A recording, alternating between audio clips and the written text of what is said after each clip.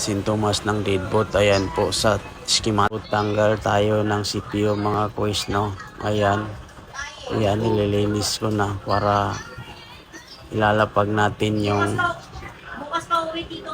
bagong revolve na CPU, pero hindi ko na pinakita yung paglalapag dyan mga quiz kasi mahaba talaga yung mga video na ganitong process, kaya yan na lang ang ipapakita ko sa inyo kasi kinompress ko na lang yung video na to para meron kayong mapapanood kung manonood kayo kasi deadboot po yan, no power. Ayan,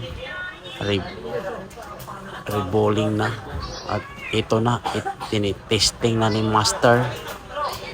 So ayan, nilalagay na yung battery para matesting natin ang deadboot na Poco X3.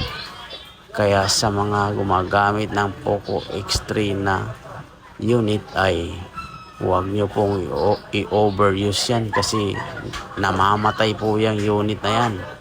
Madalas po sa mga gaming na unit ay namamatay.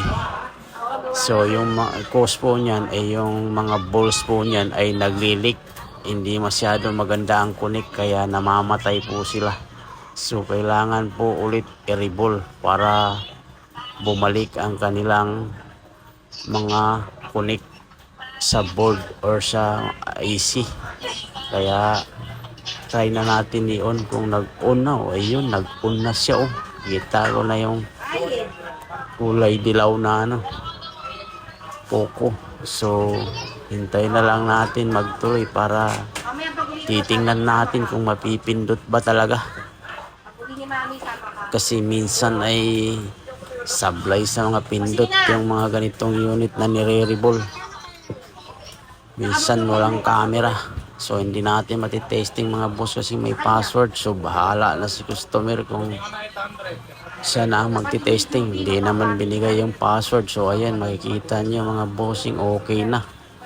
So ayun lang mga boss, no. Sana panoorin niyo ang video natin.